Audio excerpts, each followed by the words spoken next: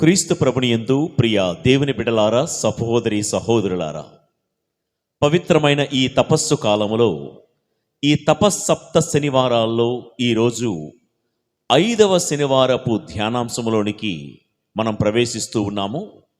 మన ఈ శనివారపు ధ్యానాంశం దేవుని చేతిలో ఉంటే ఏమవుతుంది? దేవుని చేతిలో ఉంటే ఏమవుతుంది? ఒక వస్తువైనా, ఒక ప్రాణి అయినా, ఒక విశ్వాసి అయినా, ఒక కుటుంబమైనా, ఒక సంఘమైనా దేవుని చేతిలో ఉంటే ఏమవుతుంది? దేవుని చేతిలోనికి వచ్చినటువంటి ఒక సాధారణమైన రొట్టె జీవాహారముగా మారింది. దేవుని చేతిలోనికి వచ్చినటువంటి చేపలు పట్టే జాలరులు మనుషులను పట్టే అపోస్తులుగా రూపాంతరము చెందారు. ప్రియులకు దేవుని బిడ్డలారా, ఈ మాటలు వింటూ ఈ తపస్సు కాలములో మనము, మన బిడ్డలు, మన కుటుంబం దేవుడి చేతిలో ఇమిడిపోయి దైవ చిత్తానుసారము దేవుడు మనల్ని ఏమి కానున్నామని మనల్ని సృష్టించారో, దేవుని ఉద్దేశం ప్రకారం, దేవుని ప్రణాళిక ప్రకారం మనము కూడా దేవుడి చేతిలో ఇమిడిపోయి మనం జీవించే ప్రయత్నం చేద్దాం. దేవుడి చేతిలో ఉంటే ఏమవుతుంది అన్న ఈ ధ్యానాన్ని మోషే గారి జీవితంలో జరిగినటువంటి కొన్ని ఉదంతాలను మనం ఉదాహరణగా తీసుకుంటూ ధ్యానం చేద్దాం. ఒకసారి సందర్భాన్ని, నేపథ్యాన్ని మీకు వివరిస్తాను. అది మోషేకు 80 సంవత్సరాల వయసు ఉన్న కాలం. మోషే మండుచున్న పొద వద్ద దేవుడితో మాట్లాడినప్పుడు మోషే వయసు 80 సంవత్సరాలు. అప్పుడు మోషే పరిస్థితి ఎలాంటిదంటే, మోషే కోసం రాజులు, రాజ్యాలు, ప్రభుత్వాలు, ఒక దేశం వెతుకుతూ ఉంది, అన్వేషిస్తూ ఉంది.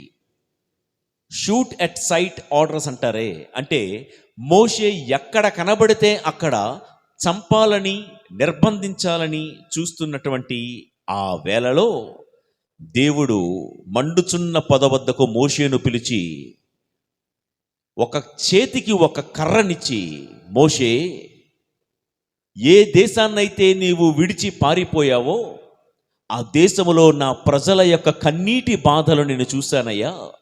ఐగుప్తు దేశ రాజు అయినటువంటి ఫరో పెడుతున్నటువంటి ఆ హింసలకు నా ప్రజలు ఎలా నలిగిపోతున్నారో, ఎలా కృంగిపోతున్నారో, నా ప్రజల వేదనలను నేను కల్లారా చూశాను. నీవు వెళ్ళి ఒక నాయకుడిగా ఆ ప్రజలను విడిపించుకొని రా అని చేతికి కర్రనిచ్చి పంపిస్తూ ఉంటే, మనకు తెలుసు కదా, మోషే ఎన్నో సాకులు వంకలు చెప్పాడు. అయ్యా, నాయకత్వపు లక్షణాలు నాలో ఏమున్నాయి? నేను ఏనాడు ఏ దేశాన్ని, ఏ వర్గాన్ని నడిపించిన అనుభవం నాకు లేదు. నేను నోటి మాంద్యము గలవాడను. నా వయసు ఇది, నా కెపాసిటీ ఇది, నా నైపుణ్యం ఇది, నా అసమర్థత ఇది అని దేవుడి ముందు ఎన్నో సాకులు చెప్పిన దేవుడు మాత్రం నీవు వెళ్ళాల్సిందే అని చెప్పాడు. ఈ నేపథ్యాన్ని మన మైండ్లో పెట్టుకొని దేవుడి చేతిలో ఉంటే మనకెన్నో భయాలు ఉండొచ్చు, ఎన్నో వంకలు సాకులు ఉండొచ్చు, ఎన్నో ఇబ్బందులు ఉండొచ్చు, ఎన్నో సమస్యలు ఉండొచ్చు మోషేలాగా. కానీ ఒక్కసారి దేవుడి చేతిలో ఇమిడిపోతే ఏమవుతుందో మనం విందాం రండి. నిర్గమకాండం 4వ అధ్యాయం 1-2 వచనాలు చదువుకుందాం. అప్పుడు మోషే, వారు నన్ను నమ్మకున్నా ఇట్లు, నా మాటలు చెవిని పెట్టకున్నా ఇట్లు, యావే నీకు ప్రత్యక్షము కాలేదని నాతో అనినా ఏమి అగును అనెను. యావే, నీ చేతిలో ఉన్నదేమి అని మోషేను అడిగాను. అతడు కర్రా అని బదులు పలికెను.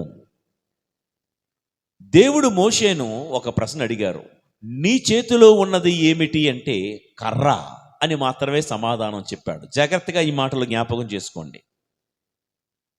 మోషే చేతిలో ఉన్న కర్ర కదా. అదే నిర్గమకాండం 4వ అధ్యాయం 20వ వచనం వచ్చేసరికి మోషే ఏమంటున్నాడో విందాం. కావున మోషే తన ఇల్లాలిని, కొడుకులను తోడ్కొని వారిని ఒక గాడిద మీద ఎక్కించుకొని ఐగుప్తు దేశమునకు తిరిగి బయలుదేరెను. అతడు దైవ దండమును చేత పట్టుకొనెను. తేడా గమనించారా అండి?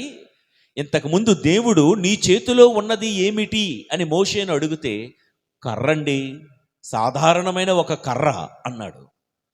అదే చివరికి ఇప్పుడు మోషే ఏమంటున్నాడు? ఇది దైవదండము, ఇది దేవుని కర్ర అంటున్నాడు. ఒక ప్రశ్న, ఈరోజు ధ్యానాంశానికి ఇదే మూలమైన ప్రశ్న. ఒక సాధారణమైన కర్ర దేవుని కర్రగా ఎలా మారింది? ఒక సాదాసీదా కర్ర అసాధారణమైనటువంటి దైవదండముగా ఎలా మారింది? దేవుడి చేతిలో ఆ కర్ర దైవదండంగా మారినట్లు ఆ కర్రను పోలి మీరు, నేను, మన బిడ్డలు, మన కుటుంబము, మన వ్యవస్థలు దేవుడి చేతిలో గనక ఉంటే మనము సర్వసాధారణమైన వాళ్ళమే అయ్యుండొచ్చు. కానీ దేవుడి చేతిలో ఆ కర్ర దైవదండంగా మారినట్లు మనము కూడా అసాధారణ రీతిలో మహాద్భుత కార్యాలు చేయగలుగుతాము. టైటిల్ అర్థమైందండి? దేవుడి చేతిలో ఉంటే ఏమవుతుంది? ఒక సాధారణమైన కర్ర పుల్ల దైవదండంగా అద్భుతాలు చేసే కర్రగా మారినట్లుగా మనము కూడా సర్వసాధారణమైనటువంటి వాళ్ళము.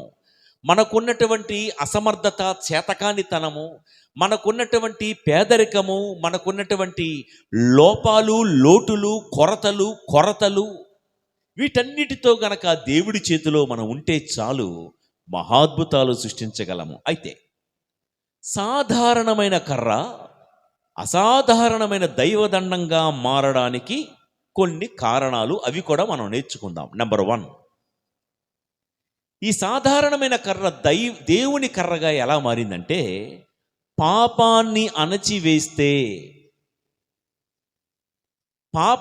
అణిచివేస్తే సాధారణమైన మన బతుకులు అసాధారణమైన రీతిలో రూపాంతరము చెందుతాయి అని వాక్యం చదువుకుందాం. నిర్గమకాండం 4వ అధ్యాయము 3-4 వచనాలు.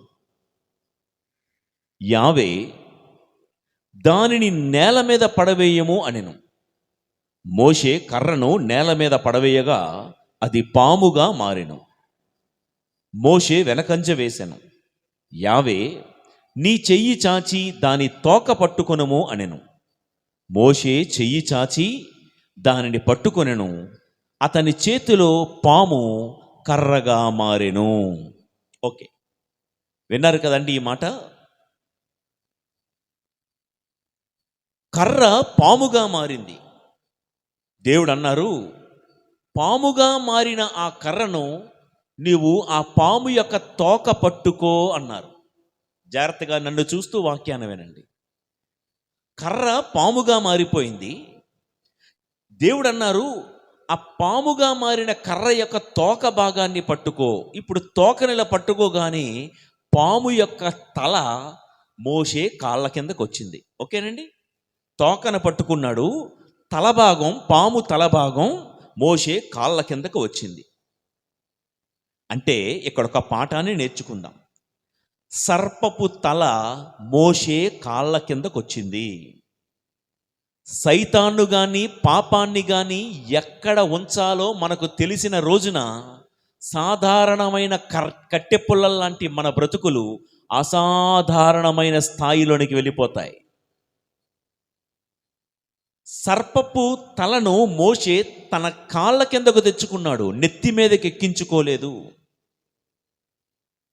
పాపపు స్థానాన్ని, పాపపు ఆలోచనలను, పాపపు వ్యసనాలను, పాపపు అలవాట్లను ఎక్కడ ఉంచాలో మనకు తెలిసిన రోజున మన స్థాయి పెరుగుతుంది. ప్రియులకు దేవుని బిడ్డలారా, మన జీవితంలో కూడా పాపానికి, లోక వ్యామోహాలకు, శారీరక వాంఛలు, కోపము, పగ, శత్రుత్వము, అసూయ, కలహము, విగ్రహారాధన, మాంత్రిక శక్తులు, విందులు, వినోదాలు, వీటన్నిటికీ మనం ఏ స్థానం ఇస్తున్నాం?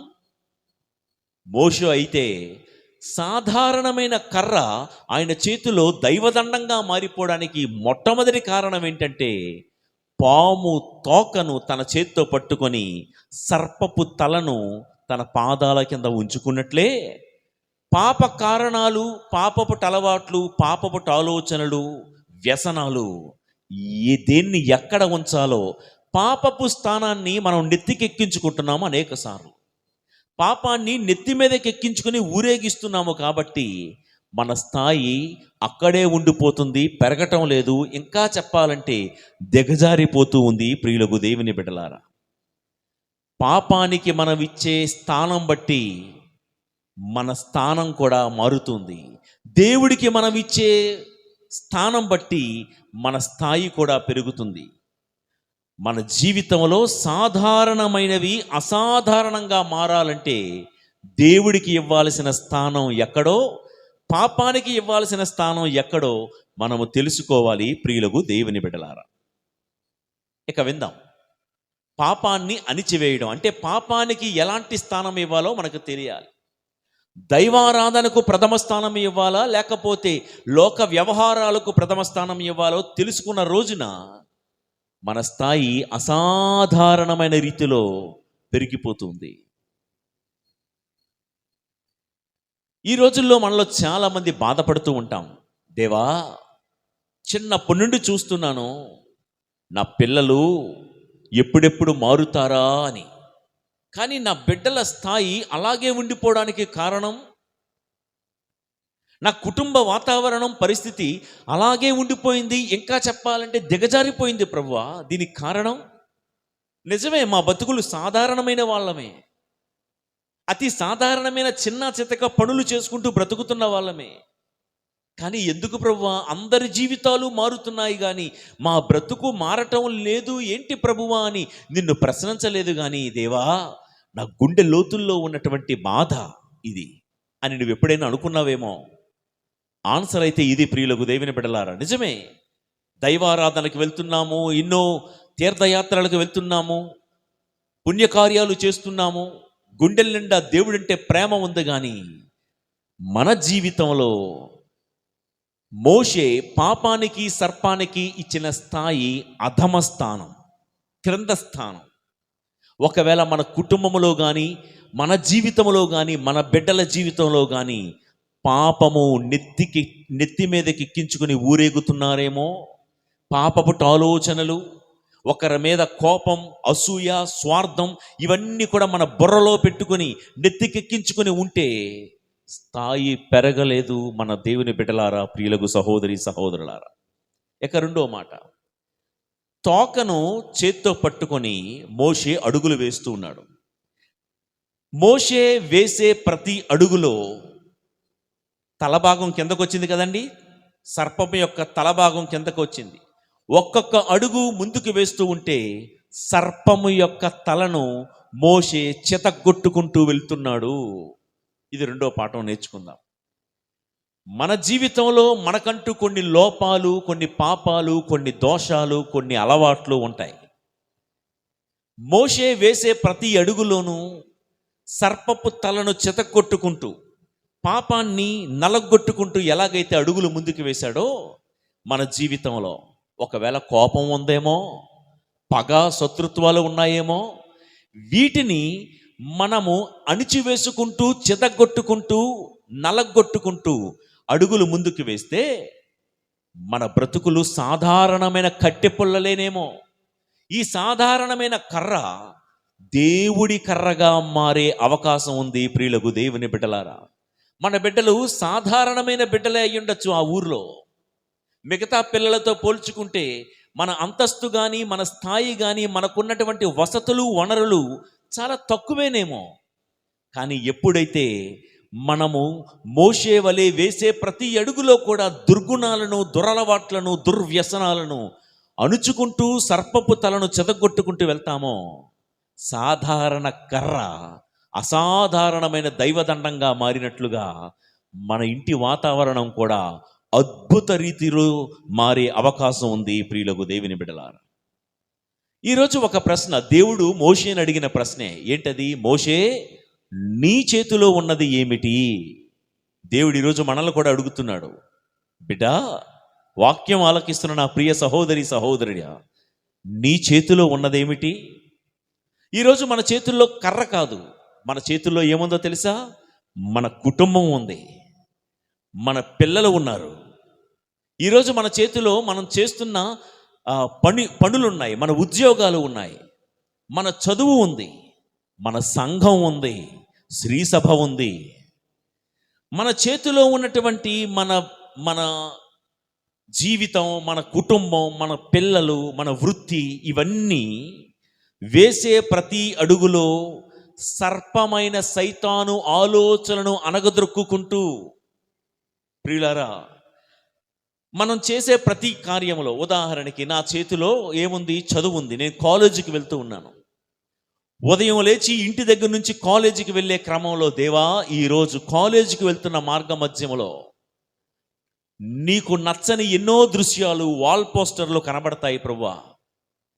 ఆ చెడు దృశ్యాలు చూడకుండా నా కంటిలో ఉన్న సర్పపు ఆలోచనలు నేను చెతగొట్టుకుంటూ వెళ్తా. నా ఫ్రెండ్స్ కానీ, నా కొలీగ్స్ కానీ సెల్ ఫోన్లో, యూట్యూబుల్లో ఎన్నో పోనోగ్రాఫిక్ సైట్స్ కానీ, అశ్లీలమైనటువంటి దృశ్యాలు కానీ చూపించినా వాటికి పడిపోకుండా నేను చెతగొట్టుకుని వెళ్ళే మనస్తత్వం నాకు దయచేయు ప్రభువా అని ప్రార్థన చేసుకుంటూ వెళ్ళాలి.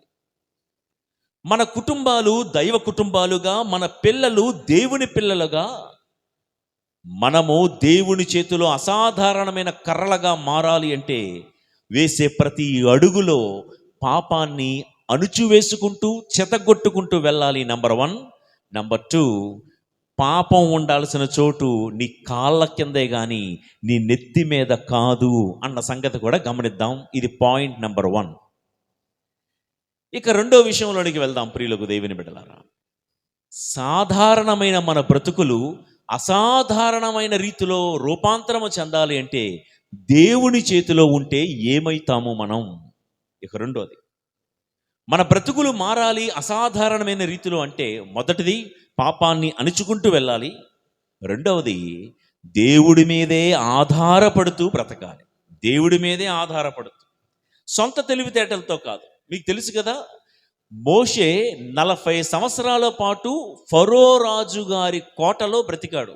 ఒక రాకుమారుడిలాగా బ్రతికాడు. ఒక రాకుమారుడిలాగా ఐగుప్తు దేశపు కోటలో బ్రతుకుతూ ఎన్నో విద్యలు నేర్చుకున్నాడు, ఎంతో నైపుణ్యం సంపాదించుకున్నాడు. ఒక రకంగా చెప్పాలంటే he is a good architect, ఒక మంచి ఇంజనీర్. ఎన్నో అందమైన పెద్ద పెద్ద భవనాలు నిర్మించాడు. అయితే 40 సంవత్సరాల వయసులో ఉన్న మోషే తన తెలివితేటల మీదే ఆధారపడడం, తన నైపుణ్యాలు, తన స్కిల్స్ మీదే ఆధారపడడం దేవుడికి నచ్చక 40 సంవత్సరాల నుండి దేవుడు ఐగుప్తు దేశము నుండి మిద్యాను అరణ్యంలోనికి, మిద్యాను మైదానంలోనికి వెళ్ళిపోయాడు. ఇప్పుడు మోషే వయసు 80 సంవత్సరాలు. 40 సంవత్సరాలలో తను నేర్చుకున్న ఇంజనీరింగ్ స్కిల్స్, టాలెంట్స్, టెక్నాలజీ అన్నీ మర్చిపోయాడు. ఇప్పుడు మోషే నీకేమొచ్చయ్యా అంటే, గొర్రెలు మేపడం మాత్రమే వచ్చు, నాకు ఏ ఇంజనీరింగ్ కట్టడాలు అన్నీ ఒకప్పుడు వచ్చు కానీ మర్చిపోయాడు. అంటే ఇక్కడ ఏంటో తెలుసా, నీ తెలివితేటలు, నీ నైపుణ్యాలు, నీ సామర్థ్యము, నీ సమర్థత మీద నువ్వు ఆధారపడి ఏం చేసినా అది దేవుడికి మహిమ జరగదు. దేవుడి మీదే పూర్తిగా ఆధారపడేలాగా దేవుడు మోషేను చేసి ఇప్పుడు గొర్రెలు కాయడం తప్ప ఏ పని చేత కానీ మోషేతో దేవుడు అంటున్నాడు, ఇప్పుడు నీవు నా మీద ఆధారపడి నన్ను ఆనుకొని ఇప్పుడు నీవు ఒక నాయకుడిగా వెళ్ళి ఇజ్రాయేలు ప్రజలను విడిపించుకొనిరా. Not on your science, not on your wisdom, not on your political power, but only on my power, says God. It is God who dictates and decides everything. ప్రియులకు దేవుని బిడ్డలారా, మన సొంత ఆలోచనలు, మన సొంత తెలివితేటల మీద కాదు, మనం చేసే ప్రతి కార్యము దేవుడి మీద ఆధారపడుతూ, దేవా ఈ పనుంది, ఎలా చేయమంటావు? ఇలా చేస్తే కరెక్టా, అలా చేస్తే కరెక్టా? Let God decide and dictate. Bible గ్రంథంలో ఆ దేవాలయము నిర్మించేటప్పుడు పాత నిబంధన గ్రంథంలో ఏ కర్ర వాడాలి, కొలతలేంటి, వైశాల్యం ఎంత ఉండాలి, పొడవు ఎంత ఉండాలి, చివరికి ఆ మందసపు గుడారానికి ఏ మేకులు వాడాలో కూడా దేవుడే చెప్పాడండి పాత నిబంధనలో. నోవా పడవ చేస్తున్నప్పుడు చితిసారకపు కర్రనేవాడు. ఏ టైప్ ఆఫ్ వుడ్ వాడాలి, ఏది పడితే అది కాదు, ఏ కర్ర వాడాలో, కంచు పాత్రలు, ఇత్తడి పాత్రలు, ఇది బంగారంతో చెయ్యాలి, ఇలా రకరకాలుగా అంతా దేవుడే నిర్ణయించాడు. ప్రియులకు దేవుని బిడ్డలారా, కాబట్టి మోషే తన చేతి కర్రను, వినండి, ఒక మోషేకు కేవలము ఒక చేతి కర్రనిచ్చి దేవుడు పంపించేశాడు. మీకు ఒక ప్రశ్న రావచ్చు, మోషే చేతి కర్ర, ఆ చేతిలో ఉన్న కర్ర ఎక్కడో ఏదో పెద్ద వండర్ఫుల్ కర్ర లేదండి, ఏదో సాదాసీదా చెట్టు కొమ్మను నరికి ఒక కర్రగా చెక్కుకొని తన చేతిలో పట్టుకొని ఉంటాడు. అసలు ఏ రోజు కూడా మోషే ఊహించి ఉండడు, ఈ కర్రతో ఇన్ని అద్భుతాలు చేయగలుగుతానా అని. ఒకప్పుడు మోషే ఊహించుకుందాం స్పెక్యులేటివ్గా, మోషే ఈ కర్రతో గొర్రెలు మేపుతూ ఉన్నప్పుడు పొదలు, ముళ్ళ కంబలు అన్నీ అట్లా కొట్టుంటాడు. ఒకప్పుడు మోషే ఇదే కర్రతో గొర్రెలను నడిపించి ఉండేవాడు. గొర్రెలు మేపుతూ అక్కడక్కడ గొర్రెల కాపరులను చూస్తాం, ఏమని, అలిసిపోయేటప్పుడు కర్రను ఎట్లా పెట్టుకొని ఇట్లా నిలబడతారు చూసారా, అలా కర్ర మీద తన భుజాన్ని ఆంచి అలా అలిసిపోయిన వాడు నిలబడి ఉంటాడు. దారిలో వెళ్ళే పాముల్ని వాటిని కొట్టుంటాడు. అంతకంటే ఏం చేసి ఉంటాడండి? ఇవన్నీ చేసిన మోషే ఏ రోజు ఊహించి ఉండడు, ఇది ఒకనాడు దేవుని కర్రగా మారుతూ ఉంది అని. ప్రియులకు దేవుని బిడ్డలారా, సహోదరి సహోదరులారా, అది ఎప్పుడైతే, ఈ సామాన్యమైన కర్ర ఎప్పుడైతే దేవుడి పాదాల వద్ద పడిందో, అసాధారణమైన రీతిలో అద్భుతమైన కర్రగా మారిపోయింది. ప్రియులకు దేవుని బిడ్డలారా, ఈరోజు మరొక ప్రశ్న, నీ చేతిలో ఉన్నదేమిటి? నీవు కలిగినదేమిటి? నీకున్న ధనమా? నీకున్న అధికారమా? నీకున్న పలుకుబడా? నీకున్న అంతస్తా? నీ ఉద్యోగమా? నీ కుటుంబమా? నీ పిల్లల? నీ జ్ఞానం, తెలివితేటలు, నీ చదువు, అన్ని దేవుడు పాదాల చెంత సమర్పించడం నేర్చుకుందాం. మోషే తన చేతిలో ఉన్న తన కర్రను ఎప్పుడైతే దేవుడి పాదాల వద్ద పడేశాడో, అంతవరకు పొదలను, మొండ్ల పొదలను చెదరగొట్టడానికి మాత్రమే ఉపయోగపడినటువంటి ఈ సాధారణమైన కర్ర సముద్రాలను 2 పాయలుగా చీల్చేటంత మహా అద్భుత శక్తి కలిగినటువంటి కర్రగా మారడానికి కారణం దేవుడి పాదాల చెంత కర్రనుంచాడు.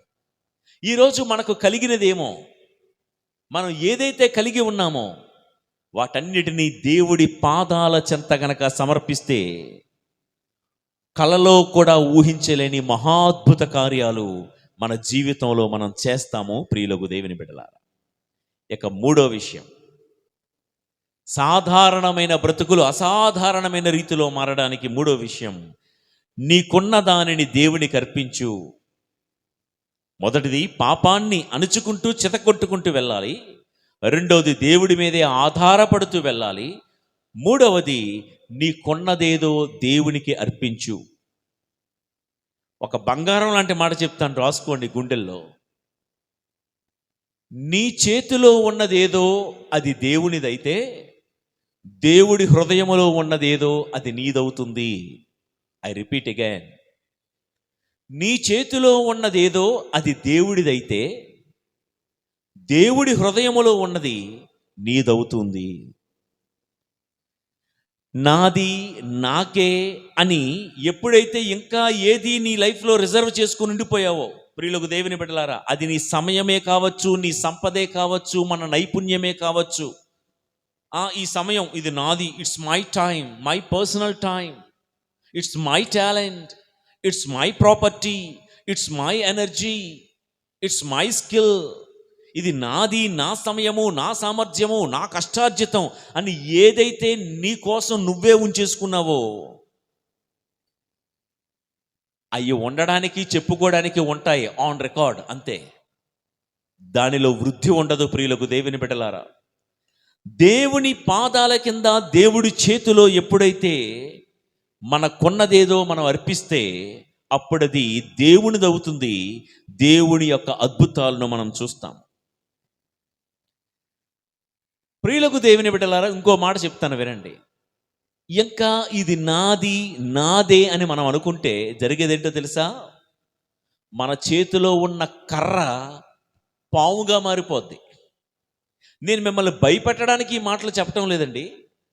ఇంకా ఇది నాదే, ఇది నాకే చెందాలి, ఇది నా సొంతమే అని పట్టుకుంటే మన చేతిలో ఉన్న కర్ర కూడా పాముగా మారి మన మీదే తిరగబడచ్చు. ఒక్కసారి దేవునికి అర్పిస్తే నీ చేతిలో ఉన్న పాము కూడా అద్భుతాలు చేసే కర్రగా మారిపోతుంది. ఈ మాట రాసుకోండి. పాము సైతం కర్రగా మారిపోతుంది దేవుడికి అర్పిస్తే. దేవుడికి అర్పించకుండా ఇది నాదే నాదే అనుకుంటే కర్ర పాముగా మారిపోతుంది. బంగారమైన ధనమైన ఇది నాదే నా లైఫ్ అనుకుంటే ఒంటిలో ఉన్న ఆరోగ్యం కూడా పాముగా మారిపోవచ్చు. అలా కాకుండా దేవా నా జీవితం నీకు అంకితమయ్యా, దేవా నా పిల్లలు నా కుటుంబం నీకు అంకితమయ్యా అని నువ్వు అనుకున్నప్పుడు నీ కంటి ముందు నీ పిల్లలు పాము వలె ఉంటున్నారేమో, నీ కంటి ముందే నీ ఇంటిలో పాము కదులుతున్నట్లుగా, అంటే సైతాను జాడలు కనబడుతున్నట్టుగా నీకు అనిపిస్తున్నాయేమో, ఒక్కసారి దేవుడికి అర్పించు, పాము సైతము కర్రగా మారిపోతుంది. ప్రియులకు దేవుని బిడ్డల, అయితే చూడండి, దేవుడు మోషేను పంపినప్పుడు తోడుగా కర్రనిచ్చి పంపించారు. దేవుడు ఎవరిని పంపించినా ఏమీ లేని వారిగా పంపించరు. ఇక్కడ ఒక పాఠం నేర్చుకుందాం. మోషేకు కర్రను తోడుగా ఇచ్చి పంపించినట్లుగా మనలను కూడా వట్టి చేతులతో దేవుడు పంపించారు. ఎవరి దగ్గరికి పంపించాడు దేవుడు మోషేను? ఎవరైతే మోషేను అవమానించాలని చూస్తున్నారో వారి దగ్గరికి పంపించాడు. ఎవరైతే మోషేను చంపాలని చూస్తున్నారో వారి వద్దకు పంపించాడు. దేవుడు మోషేకు కర్రనిచ్చి పంపిస్తూ, నీకు ఏ ఎబిలిటీ ఏ టాలెంట్ లేకపోయినా మోషే నీకు నేను తోడుగా ఉన్నాను. నిన్ను అవమానించేవాళ్ళు, నిన్ను చీ అనేవాళ్ళు నీ ఎదుట నిలుచొని నీకు చప్పట్లు కొట్టేటట్లు చేస్తాను. నిన్ను ఎవరైతే తల దించుకునేలా చేశారో వారు తల ఎత్తుకునే, వారి ముందు నువ్వు తల ఎత్తుకునేలా నిలబడేటట్లు చేస్తాను. జస్ట్ నేను చెప్పినట్లుగా నువ్వు వెళ్ళు. నీకు ఏ టాలెంట్ లేకపోవచ్చు, ఏ ఎబిలిటీ లేకపోవచ్చు, మనం వేసే ప్రతి అడుగులో దేవుడితో అడుగులు ముందుకు వేద్దాం. ప్రియులకు దేవుని బిడ్డలారా, అసలు మోషేకు అంతవరకు అద్భుతాలు చేసే అనుభవం లేదు, అద్భుతాలు చూసే అనుభవం లేదు. విన్నారా ఈ మాట? ఎక్స్పీరియన్స్ లేదు.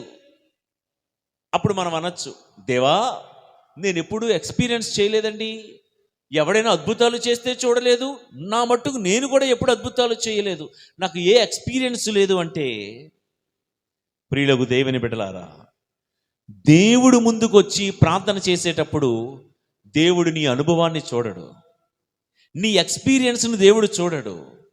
ఈ బిడ్డ నాతో నడుస్తున్నాడా లేదా, ఆయన చేతిలో ఉన్నది లేకపోతే ఆవిడ బ్రతుకులో ఉన్నది నా పాదాల కింద సమర్పించుకున్నారా లేదా, అది మాత్రమే చూస్తాడు. Even if you don't have any experience of doing miracles after miracles, just it is enough to walk with God. దేవునితో అడుగులు వేస్తే చాలు, అది నీ చేతిలో ఉన్న కర్రైనా అద్భుతాలు చేసే గొప్ప శక్తిని దేవునికి దయచేస్తాడు. ప్రియ సహోదరి సహోదరులారా, ఒక మాట గుండెల్లో పెట్టుకోండి. సాధారణమైన మన బ్రతుకులు అసాధారణమైన రీతిలో మారాలంటే, దేవుడి చేతిలో ఉన్న మనము అద్భుత కార్యాలు చేయాలి అంటే, మనది తనదవ్వాలి, తనది మనదవ్వాలి. చెప్పండి నాతో, మనది తనదవ్వాలి, తనది మనదవ్వాలి. ఇదేనండి గెలుపు సూత్రం, ఇదేనండి అద్భుతమైన సూత్రం. అంతేగాని నాకున్నది నాదే, నీకున్నది నాదే అని అనుకుంటే గెలిచే రేసు గుర్రనవైనా ఓడిపోతావు. మనది దేవునిదే, దేవునిది నాదే. ఇలాంటి భావం ఎప్పుడైతే వస్తుందో ప్రియులకు దేవుని బిడ్డలారా, నాకున్నదేదో ప్రభువా ఇదే అని దేవుని పాదాల వద్ద పడేస్తే అది దేవుని కర్రగా మారుతుంది. మొన్న ఎప్పుడో ఒక ఫాదర్ గారు చెప్పడం నేను విన్నాను ఎక్కడో. హ, దేవాలయంలోనికి వచ్చి ఆయన మహా గొప్ప గాత్రం అంట, మంచి గొంతుతో పాట పాడుతాడు. ఏమని?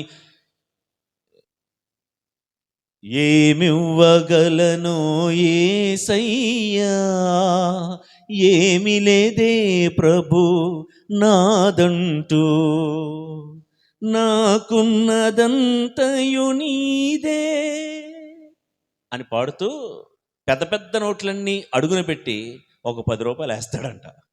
ఆ ఫాదర్ గారు ఇంకా చాలా సరదాగా సర్కాస్టిక్గా చెప్పారు.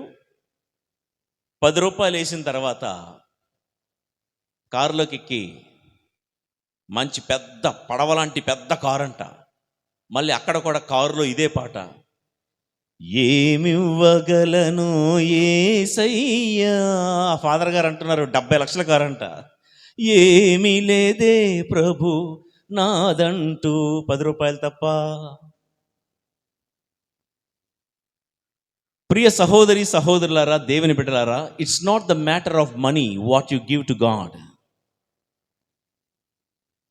దేవుడికి మనం ఎంత ఇస్తున్నాము, ఎంత చందాలు ఇస్తున్నాము, చందాల గురించి చెప్పేటంత ఆ ఉద్దేశం కానీ ఏమీ నాకు లేదు. కానీ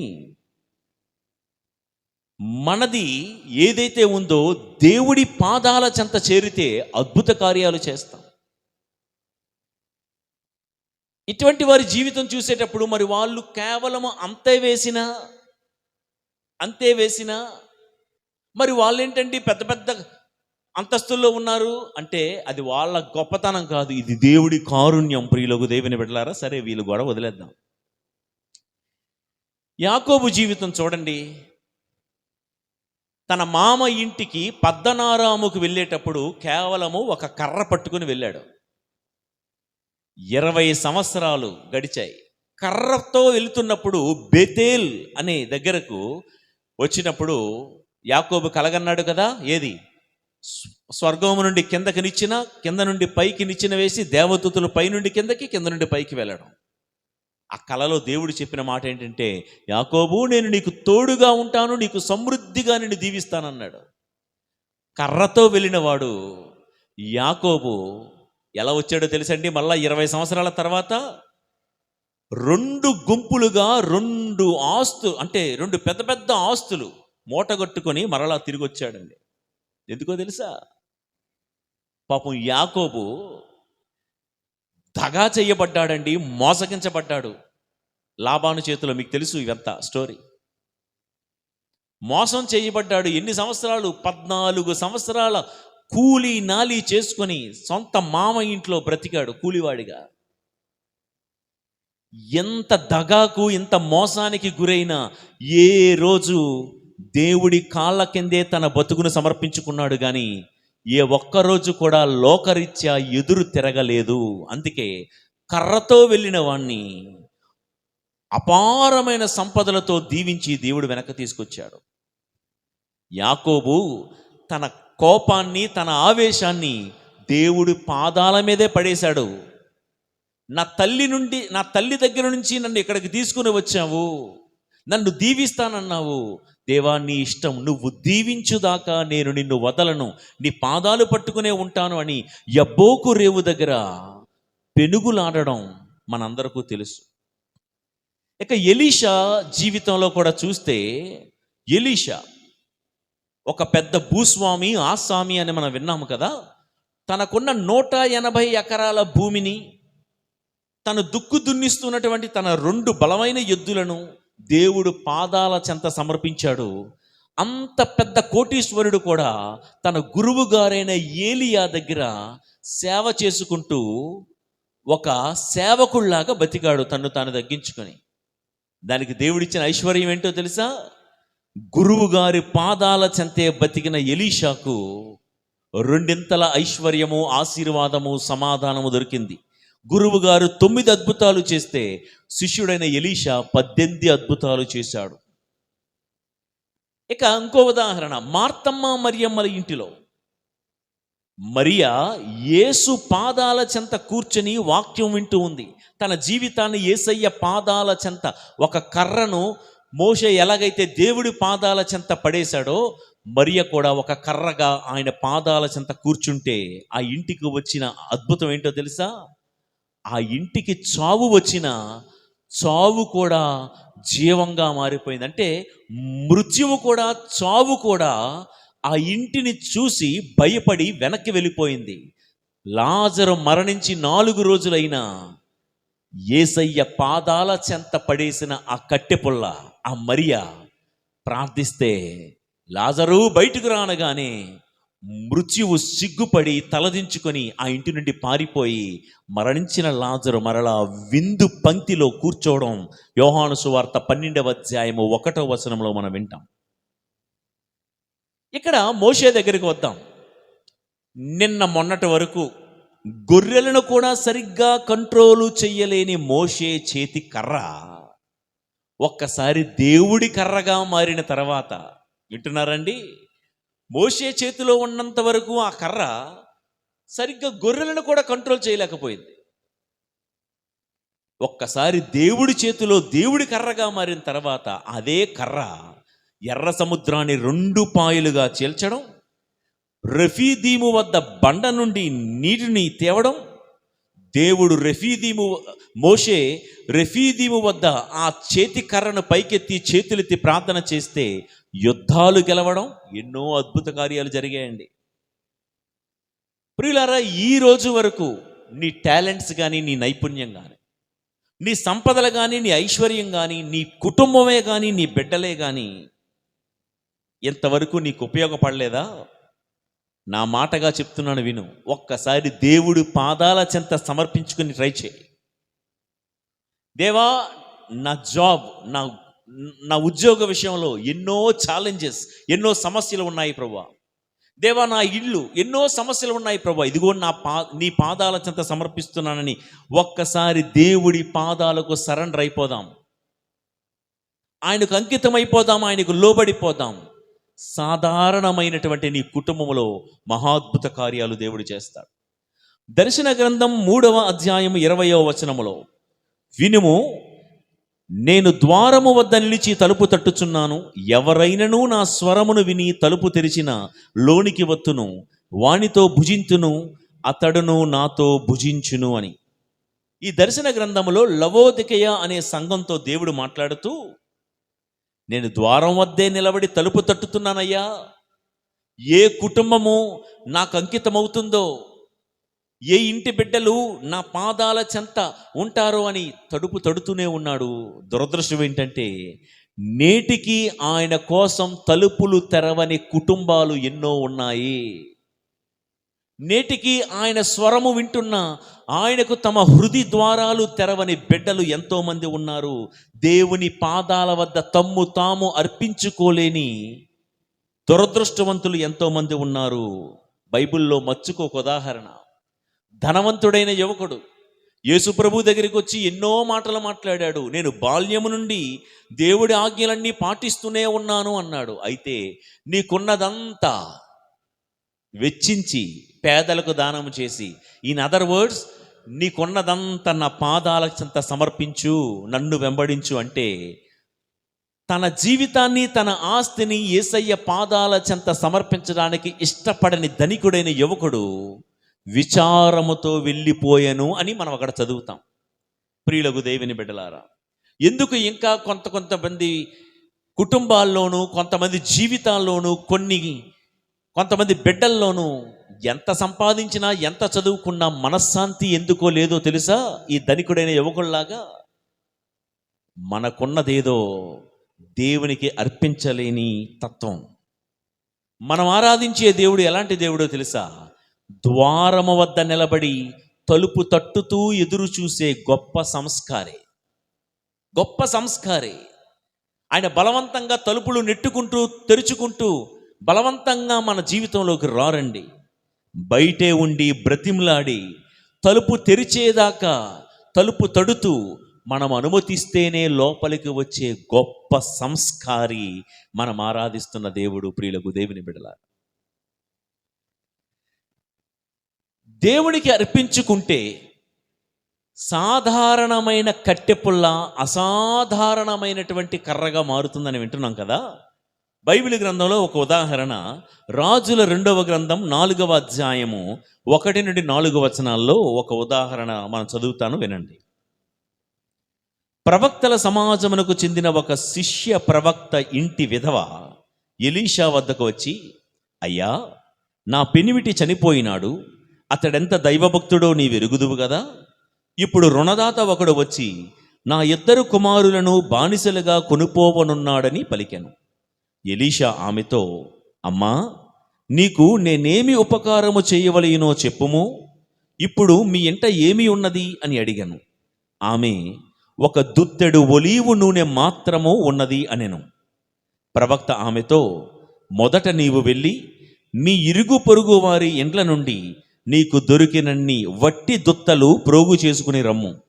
ఆ మీదట నీవు నీ కుమారులు నీ ఇంటి లోపలికి వెళ్ళి తలుపులు బిగించుకొని ఆ వట్టి దుత్తలన్నిటినీ నూనెతో నింపుడు. ఒక్కొక్క దుత్త నిండగానే దానిని ప్రక్కన పెట్టుడని చెప్పెను. బహుశా ఇది చాలాసార్లు విని ఉంటారు. ఒక ప్రవక్త, ఆయన చనిపోయాడు. ఆ ప్రవక్త గారి యొక్క భార్య విధవరాలై తనకున్న 2 కొడుకులతో ఎన్నో ఆర్థిక ఇబ్బందులతో ఉంటే, ఇంతకుముందు ప్రవక్తకు అప్పు ఇచ్చినటువంటి ఒక రుణదాత వచ్చి, అప్పు తీరుస్తావా లేకపోతే నీ పిల్లల్ని బానిసలుగా తీసుకుని పొమ్మంటావా అని వార్నింగ్ ఇస్తున్నాడు. ఈలోగా ఆ విధవరాలు ఎలీషా ప్రవక్త దగ్గరికి వచ్చి, అయ్యా, నాకు ఒక సలహా ఇవ్వండి, ఒక మార్గం చూపండి అంటే, ఎలీషా ఇచ్చినటువంటి సలహా ఏంటంటే, అసలు ఈ అప్పు తీర్చడానికి నీ వద్ద ఏముందమ్మా అంటే, నా దగ్గర ఏముందండి, పాత్రలో కాసింత నూనె మాత్రమే ఉంది అని చెప్పాడు. అయితే ప్రవక్త అన్నాడు, ఎలీషా ప్రవక్త ఏం చెప్పాడంటే, నీవు ఊరిలోకి పోయి ఎవరెవరి ఇంటి దగ్గర ఖాళీ దుత్తలు, అంటే ఖాళీ ఆయిల్ క్యాన్స్, ఖాళీ దుత్తలు ఎవరింటి దగ్గరైనా ఉంటే అవన్నీ ఖాళీ క్యాన్స్ అన్నీ కూడా పోగు చేసుకొని రా. పోగు చేసుకుని వచ్చి నీ ఇంటిలో ఉన్నటువంటి కాస్త నూనెతో ఆ క్యాన్స్ అన్నీ, ఆ దుత్తలన్నీ కూడా నింపడానికి ప్రయత్నించు. ఇది ప్రవక్త చెప్పిన మాట. అదేంటండి, నా దగ్గర ఉన్నది ఓన్లీ 100 grams ఆఫ్ ఆయిల్, నా దగ్గర 100 గ్రాముల నూనె ఉంది, అంతంత పెద్ద పెద్ద క్యాన్లను నింపడానికి నా దగ్గర నూనె లేదే. ఎట్లాంటి డౌట్లేమీ అడగలేదు. ప్రవక్త నోట వచ్చిన మాట దేవుడి మాట అని నమ్మి తన బ్రతుకునంతటిని దేవుడి మీదే ఆధారం చేసుకొని ప్రవక్త చెప్పినట్లుగా ఖాళీ దుత్తలు, వట్టి దుత్తలు, ఆ ఎంటీ క్యాన్స్ అన్ని తీసుకుని వచ్చి నింపడం మొదలుపెట్టింది. అద్భుతం ఏంటో తెలుసా? ఎంతసేపు వట్టి దుత్తల్లో నూనె నింపుతున్నారో అంతసేపు కూడా నూనె ప్రవాహం ఆగిపోలేదు. తన పాత్రలో నుంచి నూనె పొర్లుతూనే ఉంది. ఈమె తన 2 పిల్లలతో పాటు ఆ ఖాళీ పాత్రలు నింపుతూనే ఉంది. ఎంతవరకు నూనె పొర్లుతూ ఉందో తెలుసా?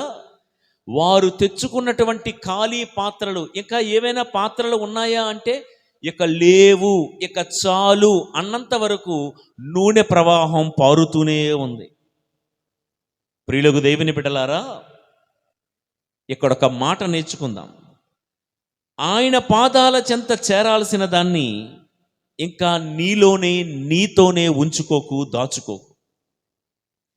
దేవా, నీ పాదాల వద్ద అర్పించాల్సింది ఏదో ఈరోజే నాకు చూపించు, ఈరోజే నాకు నేర్పించు ప్రభువా అని మనం ప్రార్థన చేద్దాం. దేవుడికి ఇవ్వాల్సింది ఇంకా నా దగ్గర ఏముంది, ఇక ఏమీ లేదే. ఇందాక పాట పాడుకున్నామే, ఇక ఏమీ లేదే, ఇక అయిపోయిందే, నేను పేద్దాన్ని, నేను పేద కుటుంబం, నా దగ్గర ఏముందండి దేవుడికి ఇవ్వడానికి. అద్భుతం చూసారా అక్కడ? నా దగ్గర ఇక ఏమీ లేదు, ఇక దొత్తలు అయిపోయాయి, ఇక ఏమీ లేవు అన్నప్పుడు అద్భుతం జరగడం ఆగిపోయిందండి. మన లైఫ్లో కూడా, దేవా, నీ సంఘానికి సేవ చేయడానికి నా వద్ద ఏమీ లేదు, నీ సేవకు అర్పించడానికి నా ఇంట్లో పిల్లలు లేరు, ఇక లేవు అంటే అద్భుత ప్రవాహం ఆగిపోయే ప్రమాదం ఉంది. ప్రియులకు దేవుని బిడ్డలారా, ఇక చివరగా నేను ఒక మాట చెప్పి ముగిస్తాను ఈరోజు ధ్యానాంశం. మంత్రదండం వర్సెస్ దైవదండం. ఇక్కడ మోషే దేవుడు ఇచ్చినటువంటి దైవదండం అంటే దేవుడి కర్రన పట్టుకొని ఐగుప్తు దేశానికి వెళ్ళాడు. ఫరో రాజు అక్కడ ఉన్నటువంటి మంత్రగాళ్ళందరినీ కూడా పోగేసుకుని వచ్చాడు. జాగ్రత్తగా వినండి. ఇక్కడ అనుకుందాం, మాటకి లెక్కకి మామూలుగా అనుకుందాం, ఐగుప్తు దేశ మంత్రగాళ్ళు ఒక 100 మంది వచ్చేశారు. ఇక్కడ ఒక పోటీ. ఏ పోటీ? మంత్రగాళ్ళు వచ్చారు కదా, వాళ్ళకు 100 మంది ఉన్నారు. అందరి చేతుల్లో కూడా కర్రలు ఉన్నాయి. వాళ్ళు పెద్ద మెజీషియన్స్ అన్నమాట, అంటే గారడీ వాళ్ళు. మంత్ర తంత్ర తాంత్రిక విద్యల్లో నేర్పరులు అన్నమాట. మోషే స్ట్రాటజీ వేరు, ఐగుప్తు దేశ మంత్రగాళ్ళ యొక్క స్ట్రాటజీ వేరు, అంటే ప్లాన్లు వేరు. వినండి. మోషే మాత్రం దేవుడి యొక్క స్ట్రాటజీ, దేవుడి యొక్క ప్లానే వాడాడు. ఐగుప్తు దేశ మంత్రగాళ్ళు ఇప్పుడు ఫరో రాజు ముందుకు వచ్చి మోషే నిలబడ్డాడు. ఇదిగో నన్ను దేవుడు పంపించాడు, దేవుడి శక్తి ఈ కర్రలో ఉందని చెప్పడానికి, ఇదిగో చూడు కావాలంటే. కర్రన పడగానే మోషే చేతిలో ఉన్న కర్ర పాముగా మారింది. అమ్మో, దేవుడిని పంపించాడా అని భయపడాల్సినటువంటి ఫరో, అతని మంత్రివర్గం పక్కపక్క నవ్వారు. ఎందుకో తెలుసా? ఫరో ఏమన్నాడంటే, ఓ ఇదా, మా దేశంలో ఉన్న మంత్రగాళ్ళు ఎంతకంటే అద్భుత కార్యాలు చేస్తారు, కావాలంటే చూస్తావా అని మంత్రగాళ్ళని రమ్మన్నారు. అరే, మీ దగ్గర ఉన్న టాలెంట్ షో మీరు చేయండి రా అంటే, వాళ్ళు కూడా ఏదో అంటారు కదా, అబ్రక దబ్ర అని చెప్పి కర్రలు అలాగేశారు. వాళ్ళ చేతిలో ఉన్న కర్రలు కూడా పాములుగా మారిపోయాయి. ఇక్కడ ఒక మాట అండి, దేవుడు తన చేతిలో ఉన్న కర్రలో ఉన్న శక్తిని వాడడానికి ఆయన ప్లాన్ ఏంటంటే, తన శక్తి ప్రదర్శన ద్వారా తన ప్రజలను విడిపించాలన్నది దేవుడి యొక్క స్ట్రాటజీ, దేవుడి యొక్క ప్లాన్. ఈ మంత్రగాల యొక్క ప్లాన్ ఏంటో తెలుసా? తమ శక్తిని ప్రదర్శించడం ద్వారా 10 మంది చేత చప్పట్లు కొట్టించుకోవాలి.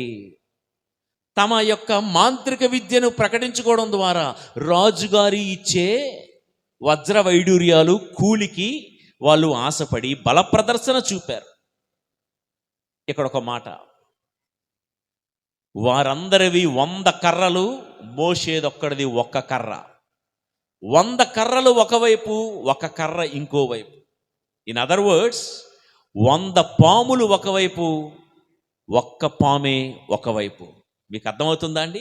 ఇదే సంగతి కర్మేలు పర్వతంపై, రాజుల మొదటి గ్రంథం 17వ అధ్యాయంలో కర్మేలు పర్వతంపై 850 మంది బాలు అష్టారోతు దేవతలు ఒకవైపు, ఒకే ఒక్కడు ఏలియా ఒకవైపు ఉండిపోయాడు. ఇక విందాం ఏం జరిగింది. 100 మంది కర్రలు కూడా కిందకి విసిరితే 100 పాములు బయలుదేరాయి. మోషే ఒక్కడే తన కర్రను వేస్తే మోషే పాము ఒకవైపు ఉంది. నా వైపు చూస్తూ వాక్యం వినండి. జరిగింది ఏంటో తెలుసా? మోషే పాము ఈ మిగతా 100 పాముల్ని మింగేసిందంట. ఈ వాక్యం చదువుతున్నప్పుడు నేను అనుకుని ఉంటాను, ఈ మిగతా 100 మంది మంత్రగాళ్ళు ఏమనుకుంటారో తెలుసా? అరే, కనీసం మనం ఆ మ్యాజిక్ చేయకుండా ఉండాల్సింది కర్రైనా మిగులును కదా మనకి అనుకుని ఉంటారు. ఇప్పుడు కర్ర లేదు, అన్నీ పోయాయి. ఎందుకంటే మోషే గారి చేతి కర్ర మింగేసింది కదా, కనీసం కర్రైనా మిగులును కదా అని అనుకుని ఉంటారు. ఇక్కడే ఒక పాఠం కూడా నేను నేర్చుకున్నాను, మీకు నేర్పిస్తాను వినండి. మంత్రగాళ్ళ కర్రలు పాములుగా మారాయి. పాములుగా మారడం మాత్రమే కాదు, పాములుగా ఆడాయి. మోషే కర్ర పాముగా మారి సెంటర్లో ఒక్కటే ఉండిపోయింది. చుట్టూ 100 మంది పాములు చేరి మోషే పాము చుట్టూ డ్యాన్స్ ఆడుతూ ఉన్నాయి. వింటున్నారా?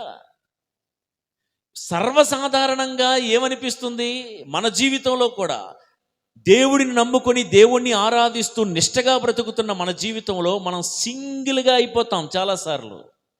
ఈ లోకం మనందరినీ ఒక కార్నర్ చేసి, మనల్ని సింగిల్ చేసి చుట్టూ పాములుగా మారి డ్యాన్స్ వేస్తూ ఉంటాయి మన చుట్టూ. లోకంలో చూస్తాం, ఈ పాములన్నీ డ్యాన్స్ వేస్తున్నాయే, ఈ పాములన్నీ ఎలా ఆలోచిస్తున్నాయా?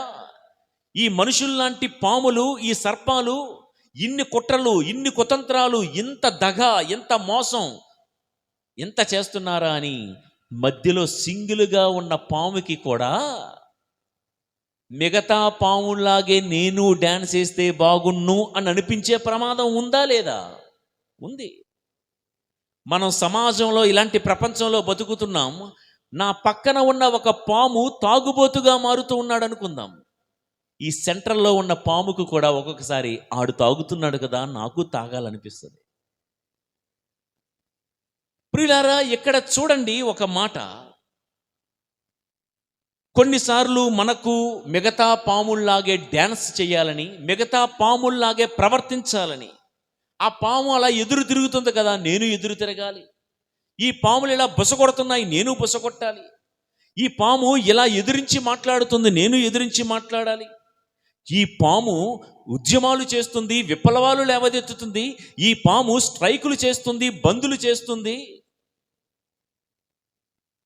అని నేను కూడా అలాగైతే బాగున్ను అని సాధారణంగా అనిపించిన మోషే చేతిలో కర్ర, పాముగా మారిన కర్ర సాధారణమైన కర్ర అయితే అలాగనుకున్నాం. కానీ ఒక్కసారి దేవుడు పాదాల చెంత పడిపోయిన తర్వాత అది దైవదండం కదా, దైవదండం కదా. ఆ కర్ర అనుకుంది, నేను కర్రనైన నేను పాముగా మారింది మిగతా పాముల్లాగా ఆడడానికి కాదు, మాట్లాడడానికి కాదు, డ్యాన్స్ వేయడానికి కాదు. నేను పుట్టిందే ఆ పాములను మింగేయడానికి. వింటున్నారా ఈ మాట? దేవుడి చేతిలో పడి ఎంత అసాధారణమైనటువంటి శక్తి సామర్థ్యాలు నేను కూడగొట్టుకున్నది ఎందుకో తెలుసా? ఆడిందల్లా ఆట, పాడిందల్లా పాటగా, తానా అంటే తందాన అన్నట్లుగా ఈ లోకపు రీత్యా నేను ఆలోచించడానికి కాదు. ఈ లోకం చుట్టూ డ్యాన్స్ ఆడుతున్నటువంటి ఆ పాములను, ఈ లోకములో ఉన్న విషనాగులను మృంగివేయడానికి, వాటిని అణిచివేయడానికే దేవుడు నన్ను సర్పముగా, పాముగా, అసాధారణమైనటువంటి కర్రగా మార్చాడు అని భావించి మోషే చేతిలో విడచబడినటువంటి ఆ కర్ర మిగతా పాములు డ్యాన్స్ వేసినట్లుగా ఆడకుండా ఆ పాములన్నిటినీ మోషే చేతి కర్ర మృంగేసింది. ప్రియులకు దేవుని బిడ్డలారా, ఈరోజు ఇక్కడ నేర్చుకోవాల్సిన పాఠం ఏంటంటే, మీరు ఏ కాలేజీలో చదువుతున్నారో, ఏ స్కూల్లో చదువుతున్నారో నాకు తెలియదు. ఈ వాక్యం ఆలకించి స్కూల్లోకి, కాలేజీలోకి వెళ్తున్న మీ చుట్టూ రకరకాల మీ ఫ్రెండ్స్, రకరకాల పాములు ఉంటాయి. రే పలానా సినిమా చూశానురా, పలానా సీన్ చూశానురా, అదిరా, ఇదిరా, అది ఇది అని రకరకాల చెడు మాటలు, చెరిపే మాటలు మాట్లాడే వాళ్ళు ఉంటారు. వాళ్ళు డ్యాన్స్ వేసినట్లుగా నువ్వు కూడా డ్యాన్స్ వేయాలని లోకంలో ఉన్న కొన్ని పాములు మన నుంచి ఎక్స్పెక్ట్ చేస్తాయి. వాళ్ళు చూసిన సినిమా మనము చూడాలి, వాళ్ళు మాట్లాడుతున్న డబుల్ మీనింగ్ వచ్చే జోకులు మనము మాట్లాడాలి, వాళ్ళు వేసుకుంటున్నటువంటి అర్ధనగ్న ప్రదర్శన మనము కూడా చెయ్యాలి, ఎంజాయ్ చేయాలి అని కొన్ని పాములు మనల్ని రెచ్చగొట్టే ప్రమాదం ఉంది. నా ప్రియ దేవుని బిడ్డ, మిగతా నువ్వు చూసి వింటున్న పాముల్లాగా నువ్వు ప్రవర్తించడానికి కాదు, నువ్వు ఆ పాములను మింగేయడానికి ప్రత్యేకంగా ఏర్పాటు చేయబడినటువంటి వాడవు. దేవుని దండము నువ్వు. ఆఫీసులో నీ చుట్టూ ఉన్న వాళ్ళు రకరకాలుగా లంచాలు తీసుకుంటూ బ్రతుకుతారు. ఆఫీసులో ఈ రోజుల్లో కొత్తగా పెట్టింది ఏంటంటే, ఇదిగో బయోమెట్రిక్ సిస్టమ్ పెట్టారు, లేకపోతే ఫేషియల్ పెట్టారు. ఏదో వచ్చామో, ఉదయం ఫేస్ చూపించాము, అటెండెన్స్ చేయించుకున్నాం, మిగతా టైం అంతా ఎక్కడున్నావయ్యా? మా ఇష్టం. మిగతా టైం అంతా ఎక్కడున్నాడో కూడా తెలియదు. ప్రియులకు దేవుని బిడ్డలారా, కాబట్టి ఏదో రకంగా వాళ్ళు మోసం చేస్తున్నారు, వీళ్ళు మోసం చేస్తున్నారు. ఎవరు ఎంత మోసం చేసినా నా పబ్బం గడిచిపోతుంది కదా. వాడు టేబుల్ కింద చెయ్యి పెట్టి వందలకు వేలకు లంచాలు తీసుకుంటున్నాడు. నేను లంచం తీసుకుంటే తప్పేంటి? వాడికి జీతం వస్తుంది, నాకు జీతం వస్తుంది, కానీ వాడి స్థాయి, వాడి అంతస్తు వేరేగా ఉంది. నేను కూడా వాడిలాగా బతకచ్చు కదా. నో నో నో నో ప్రియ దేవుని బిడ్డ, ఆఫీసులో మిగతా వాళ్ళు లంచం తీసుకుంటే ఆ పాముల్లాగా నువ్వు ప్రవర్తించడానికి కాదు. నిజమే, ఈ రోజుల్లో చాలామంది అపార్ట్మెంట్స్లో ఉంటున్నాం. మీ పక్కనున్న ఫ్లాట్ వాళ్ళు కానీ, మీ ఎదురింటి వాళ్ళు కానీ, మీ పక్కింటి వాళ్ళు కానీ ఏదో ఉన్నదానికి లేని దానికి అనవసరంగా మీతో కయ్యానికి కాలు దువ్వి మీతో తగాదాలు పెట్టుకుంటే వారు నోరు పారేసుకుంటున్నట్లుగా నీవు కూడా వారి మీద నోరు పారేసుకోవడానికి కాదు నువ్వు సృష్టింపబడింది. You are different. దేవుడు నిన్ను శక్తిగా మార్చింది వారిలాగా వీరిలాగా ప్రవర్తించడానికి కాదు అన్న సంగతి జ్ఞాపకం చేసుకుందాం. ఇతర పాములు, ఇతర మంత్రగాళ్ళు, రకరకాల నమ్మకాలు, రకరకాల ఆచారాలు, రకరకాల సిద్ధాంతాలు, సాంప్రదాయాలు, మూఢనమ్మకాలు మిగతా పాములకుంటాయి. నా ప్రియ దేవుని బిడ్డ, మన చుట్టూ మనం బ్రతుకుతున్న సమాజంలో వింత వింత ఆచారాలు, వింత వింత మూఢనమ్మకాలు మన ఎదుట ప్రదర్శించే వాళ్ళు చాలామంది ఉంటారు. మిగతా పాములు ఎలా ఉన్నా నీవు దేవుడి చేతిలో మలచబడిన ఒక పాత్రవు. నీవు దేవుడి చేతిలో శక్తివంతంగా మారబడినటువంటి ఒక కర్రవు. కాబట్టి దేవుడి చేతిలో ఉన్న నీవు ఇతరుల యొక్క, అన్యుల యొక్క సాంప్రదాయాలను మనం పాటించువారము కారాదు. ఇక విందాం. ఎంత వాక్యం విన్న తర్వాత ఈ తపస్సు కాలంలో మనం ఏమై ఉండాలి? దేవుడి కాళ్ళ కింద పడే కర్రలు, దేవుడి కాళ్ళ వద్ద పడిపోయే కుటుంబాలు, దేవుని కాళ్ళకు తమ్ము తాము అర్పించుకునే నాలాంటి సేవకులు, వ్యవస్థలు, సంస్థలు.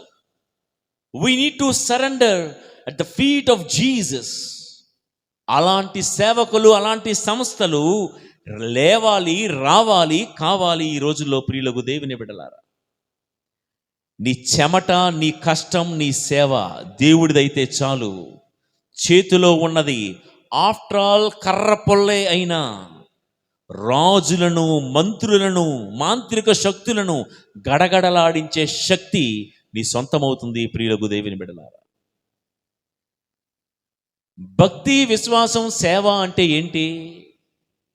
భక్తి అంటే కేవలం గుడికొచ్చి వెళ్ళిపోవడమేనా? సేవ అంటే కేవలము ప్రసంగాలు చెప్పి ఊరకుండడమేనా? మరి భక్తి అంటే కేవలము చెప్పే ప్రసంగాలు విని ఊరకుండడమేనా? భక్తి, విశ్వాసం, సేవ అంటే ఏంటో తెలుసా? శత్రువైన సైతాను చేతిలో ఆయుధాలు లేకుండా చేయడమే భక్తి. ప్రియులకు దేవుని బిడ్డలారా, ఇక్కడ ఒక మాట వినండి. నా భక్తి ద్వారా, నా సేవ ద్వారా నేను సైతాను శోధనలను నేను గెలిచానని చంకలు గుద్దుకోవడం కాదు. నిజమే, దేవుడి మహాకృపను బట్టి ఎన్నో యుద్ధాలు గెలిచాం మనం. నిజమైన భక్తికి, సేవకు, విశ్వాసానికి నిర్వచనం ఏంటో తెలుసా? మన శత్రువైన సైతాను చేతికి ఆయుధాలు లేకుండా చేయాలి. మోషే అదే చేశాడు. దేవుడి ఒక సాధారణమైన కర్ర దేవుడి కర్రగా మారింది. 100 మంది మంత్రగాళ్ళు, మాంత్రిక శక్తులు చుట్టూ చేరిగా దేవుడి కర్రగా మారిన, దేవుడి చేతిలో ఇమిడిపోయిన ఆ కర్రతో ఏం చేశాడు? మిగతా పాములన్నిటినీ ఈ పాము మింగేసింది. ఇప్పుడు మంత్రగాళ్ళ చేతిలో ఆయుధాలు లేవు.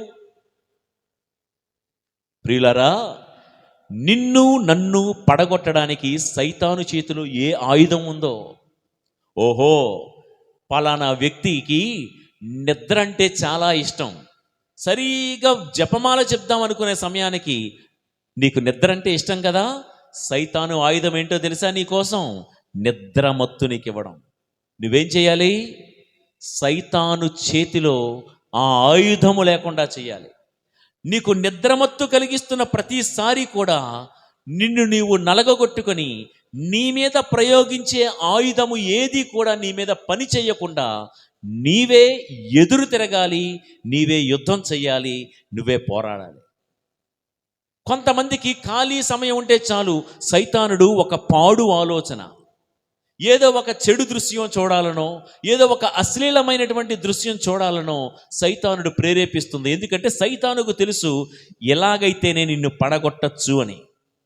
రకరకాల కామపు, మోహపు, మైకపు ఆలోచనలు నీలోకి జొంపించి నిన్ను పడగొట్టాలని. సైతానుకు తెలుసు నీ బలహీనత ఏంటో. నీకు కూడా తెలియాలి కదా సైతాను యొక్క ఆయుధం ఏంటో. గెలవడం అంటే ఏంటంటే నీ శత్రువు చేతిలో ఆయుధము లేకుండా చేయడమే గెలుపు. ప్రియులకు దేవుని బిడ్డలారా, ఇదిగో అనుకూలమైన సమయము ఈ తపస్సు కాలంలో. సైతానుకి మన బలహీనతలు ఏంటో తెలుసు. ఈ తపస్సు కాలంలో నన్ను పడగొట్టడానికి సైతాను వాడుతున్న ఆయుధాలు ఏంటో తెలుసుకుందాం. తెలుసుకొని మోషే ఎలాగైతే ఐగుప్తు దేశపు మంత్రగాళ్ళ చేతిలో ఆయుధాలు లేకుండా చేశాడో, దేవుడి చేతిలో ఒక్కసారి నీ ఉంటే ఏమవుతుందో తెలుసా? నీ శత్రువైన సైతాను చేతిలో ఆయుధాలు లేకుండా దేవుడు దీవిస్తాడు. ప్రియులకు దేవుని బిడ్డలారా, ఆయన పాదాల చెంత చేరితే దేవుడు మనల్నే కాదు, మన చేతిలో ఉన్న వస్తువులను కూడా వాడుకుంటాడు. నమ్ముతారా ఈ మాట? మనము మన కుటుంబాలు ఆయన పాదాల చెంత చేరితే. ఇప్పుడు సంసోను ఉన్నాడు. సంసోను చేతిలో ఉన్న గాడిద దవడ, దాన్ని దేవుడు శక్తివంతమైన ఆయుధంగా వాడుకోలేదా? దేవుడి కాళ్ళ కింద తన్ను తాను సమర్పించుకున్న దావీదు చేతిలో ఉన్న ఆ గులక రాళ్లను, ఆ నున్నటి రాళ్లను దేవుడు శక్తివంతమైనటువంటి బుల్లెట్లుగా వాడుకోలేదా? 116వ కీర్తన 13వ వచనములో, రక్షణ పాత్రమును చేతపుచ్చుకుని కృతజ్ఞతావందనములు చెల్లింతుము. ఈ రోజుల్లో నాడు సంసోను చేతిలో గాడిద దవడ, దావీదు చేతిలో రాళ్ళు ఎలాగో రక్షణ పాత్రమును చేతపుచ్చుకొని. ఎప్పుడైనా చూసారా ఎవరైనా రక్షణ పాత్ర పట్టుకోవడం? ప్రతి దివ్య బలి పూజలో ద్రాక్షరసముతో నిండిన పాత్ర పట్టుకొని ఫాదర్ గారు చెప్పే మాటలు, మీరందరూ దీనిని తీసుకొని దీని నుండి పానము చేయుడు, ఏలైనా ఇది మీ కొరకును అనేకుల కొరకును చిందబడనున్న నా రక్తపు పాత్రం. నా రక్తపు పాత్రము. ఈ రక్షణ పాత్ర చేతబుట్టుకొని ఎప్పుడైతే దివ్య బలి పూజలో గురువు తన కరముల ద్వారా చేతుల మీదుగా పూజను అర్పిస్తాడో అదే ఆయుధం. The chalice is the powerful weapon to fight against satanic powers. కాబట్టి ప్రియులకు దేవుని బిడ్డలారా, ఫాదర్ గారు చేతిలో పట్టుకున్న రక్షణ పాత్ర ఎలాగో మనందరి జీవితాలు దేవుడి చేతిలో ఒక పాత్ర. నేను మట్టి పాత్రను కావచ్చు, నీవు బంగారు పాత్రవ కావచ్చు, మరొకరు మంచి నగిషీలు పొదిగినటువంటి వజ్ర వైడూర్యాలు పొదిగినటువంటి పాత్ర కావచ్చు. మనము ఎట్టివారమైన దేవుని చేతిలో పాత్రగా ఉంటే చాలు. దేవుడికి మనం అంకితం అయిపోతే మన వస్తువులు కూడా దేవుడు వాడుకుని అద్భుతాలు చేస్తాడు. నమ్ముతారా ఈ మాట? అపోస్తుల కార్యాలు 19వ అధ్యాయము 12వ వచనము, అందుచేత అతని చేతి గొడ్డలనైనను, అతని అంటే పౌలు గారి చేతి గొడ్డలనైనను, నడుమునకు కట్టుకుని వస్త్రములనైనను జబ్బుగా ఉన్న వారల వద్దకు తీసుకుని రాగా వారి వ్యాధులు నయమయ్యను, అపవిత్రాత్మలు వారిని విడిచిపోయెను. అంటే ఎంతోమంది పుణ్యాత్ములు వారు ధరించినటువంటి ద హోలీ రెలిక్స్ అంటాం. హోలీ రెలిక్స్ వారు వాడినటువంటి వారి యొక్క నడుమునకు కట్టుకున్న ఆ గొడ్డల ద్వారా కనీసం మనం చూస్తాం, ఒక్కోసారి పేతురు గారి నీడను కూడా తాకిన అద్భుతాలు జరిగాయి. మనకు తెలుసు కదా. కాబట్టి ప్రియులారా, మన జీవితాలు దేవుడి చేతిలో ఉంటే ఏమవుతుంది అని ఒక ప్రశ్న వేసుకున్నాం కదా. జీవితాలు, మన బ్రతుకులు దేవుడి చేతిలో ఉంటే సాధారణమైనటువంటి మన జీవితాలు అసాధారణమైనటువంటి స్థాయిలోనికి దేవుడు తీసుకెళ్ళడం మాత్రమే కాదు, మనతో పాటు మన ఇంటి వస్తువులకు కూడా అద్భుతాలు చేసే శక్తిని దేవుడు దయచేస్తాడు. మనం పట్టుకున్న బైబిల్కి దేవుడు ఆ శక్తినిస్తాడు. మనం జపిస్తున్న జపమాలకు దేవుడు ఆ శక్తినిస్తాడు. ఎప్పుడైతే మనము దేవుడికి పూర్తిగా అంకితమైపోతామో. చివరిగా ఒక మాట, నిర్గమకాండం 4వ అధ్యాయము 17వ వచనములో, ఈ కర్రను చేత పట్టుకునము, దీనితో నీవు అద్భుత సంజ్ఞలు చేయుదువు. ఈ కర్రను చేత పట్టుకునము, దీనితో నీవు అద్భుత సంజ్ఞలు చేయుదువు. ప్రియులరా, ఈ కర్రను పట్టుకోండి అంటే ఈ రోజుల్లో ఈ మాటను పట్టుకొని ఒక బోర్డు తగిలించి ఒక 100 కర్రలు గుడి ముందు పెట్టి అమ్మేసామనుకోండి, ఒక్కొక్కటి 500 అని కొనేసుకున్న వాళ్ళు చాలామంది ఉన్నారు. నేను మీతో చెప్పే మాట ఏంటంటే, ఇది ఏదో చమత్కారంగా చెప్పిన నా హృదయపు లోతుల్లో చాలా బాధతో చెప్తున్న మాటలు. దేవుడు సాధారణమైన వస్తువులతో అద్భుతాలు చేసే దేవుడే, కానీ ఏదో వ్యాపార దృక్పథంతో దీని నుండి ఏదో పబ్బం గడుపుకోవాలనే ఉద్దేశంతో గనక చూస్తే, ఈ కర్రను నీవు పట్టుకునము, ఈ కర్రతో నేను అద్భుతాలు చేస్తాను. కర్ర అంటే లిటరల్గా కర్రే కాదండి. నేను చెప్పాను కదా ఇందాకలా, ఆ కర్ర నా కుటుంబం కావాలి ప్రభువా. ఇదే తపస్సు కాలంలో మన ప్రార్థన. ఏ కర్రను పట్టుకొని సైతాను శక్తులు చెదగొట్టాడో, నా కుటుంబంలో ఏ సైతాను శక్తులు ఉన్నాయో, ఏ మూఢనమ్మకాలు, ఏ అన్యాచారాలు ఉన్నాయో, ఏ దుర్మార్గపు అలవాట్లు సాంప్రదాయాలు నా ఇంట్లో ఉన్నాయో చూడండి. ఆకాను కుటుంబంలో ఒక్కడు తప్పు చేశాడు, కుటుంబం మొత్తానికి శాపం చుట్టుకుంది కదా, మనం విన్నాం చాలాసార్లు. అలానే దేవానా కుటుంబంలో ఎవరు తెలుసో తెలియకో ఏ పాపము మా ఇంట్లో తిష్ట వేసుకుని ఉందో, ఈ తపస్సు కాలంలో నీ కుటుంబమే ఒక కర్రగా దేవుడి పాదాల చెంత వేసి, ఈ తపస్సు అంతా మాత్రమే కాదు, కంఠంలో ప్రాణం ఉన్నంత వరకు వేసే ప్రతి అడుగులో పాపాన్ని చెదగొట్టుకున్న వాళ్ళముగా మనం ఉంటే అద్భుతాలు జరుగుతాయండి. అంతేగాని దేవా అద్భుతం చేస్తానన్నావు, ఇదిగో యుగల్ కుమార్ ఫాదర్ గారు ప్రసంగం చెప్పారు, దేవుడి చేతిలో ఉంటే చాలు అని మా ఇంట్లో ఇంకా అద్భుతాలు జరగలేదు, మా పిల్లలకు ఇంకా ఉద్యోగాలు రాలేదు, మా పిల్లలకి ఇంకా పెళ్లి సంబంధాలు కుదరటం లేదు. అద్భుతాలు ఏవి? కండువా మార్చేసినంత ఈజీగా మతాలు మార్చి, పార్టీలు మార్చి, వ్యవస్థలు మార్చి తిరిగితే ప్రయోజనం లేదు ప్రియులకు, దేవుని బిడ్డలారా. ప్రభు చెప్పే మాట, సాధారణమైన నీ బ్రతుకును అసాధారణమైన స్థితిలో మార్చే బాధ్యత నాది. బట్ నువ్వు చేయాల్సింది నెంబర్ 1, నీలో ఉన్న పాపాన్ని అణుచుకో. పాపాన్ని తల మీదకెక్కించుకోకు, కాళ్ళ కింద పెట్టు. దేవుడికి ఏ స్థానం ఇవ్వాలో, సైతానుకు ఏ స్థానం ఇవ్వాలో నువ్వు తెలుసుకొని బ్రతుకు, అద్భుతాలు జరుగుతాయి. నెంబర్ 2, నీ ప్రతిభా పాఠవాలు, నీ నైపుణ్యాలు, నీ తెలివితేటల మీద కాదు, నా మీదే ఆనుకొని ఆధారపడి బ్రతకడం నేర్చుకో. ఇక 3వ విషయం కూడా మనం విన్నాము, నీకున్నదేదో దేవుడికి అర్పించు. నీకున్నది ఏదో మనది తనదవ్వాలి, తనది మనదవుతూ ఉంది. దేవా నాకున్నదంతా నీది, నీ హృదిలో ఉన్నది నాది అనుకుంటూ ఏదైతే దేవుడికి మనం అర్పిస్తామో, దేవా ఇక ఇవ్వడానికి ఏమీ లేదు, ఇక అయిపోయింది, ఇక చాలు అన్నప్పుడు ఆ ప్రవక్త ఇంట, విధవరాలి ఇంట అంతవరకు ప్రవహించిన ఆశీర్వాదాల వరద ఎలా ఆగిపోయిందో, ఇక ఏం లేదు ప్రభువా ఇవ్వడానికి. చాలా చోట్ల చెప్తా ఉంటాను, సందర్భం వచ్చింది కాబట్టి చెప్తున్నాను.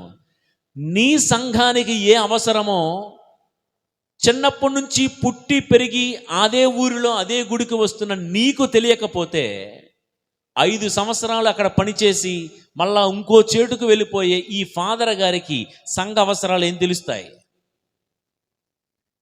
పలానా చోట ఫ్యాన్ లేదా, లైట్ వెలగటం లేదా, ఒక 100 రూపాయలు 1000 రూపాయలు పెట్టి ఆ యొక్క వసతిని, ఫాదర్ అండి నేను ఇస్తానండి, ఎందుకంటే చాలా రోజులుగా అక్కడ లైట్ పని చేయట్లేదు, నేనే లైట్ బిగించి ఎలక్ట్రీషియన్ తీసుకొని వచ్చి చేయిస్తాను అని అనొచ్చుగా. ఇది మనల్ని మనం అంకితం అవ్వడం అంటే. ప్రతిదీ ఫాదర్ గారే చూడాలి. మన ఫీలింగ్ ఏంటో తెలుసా? మనలో చాలామందికి గుడికొచ్చి 10 రూపాయలు వేస్తున్నాంగా, గుడికొచ్చి లేదా 100 రూపాయలు వేస్తున్నాంగా, ఈ వచ్చిన కలెక్షన్తో ఆ ఫాదర్ ఏం చేస్తాడు? అందరూ కాదండి, నన్ను క్షమించండి, చాలామంది అనుకుంటున్న మాటలు ఇవి. చాలామంది అనుకుంటున్న మాటలు. హోషేయ ప్రవక్త ద్వారా దేవుడు ఏమన్నాడో తెలుసా?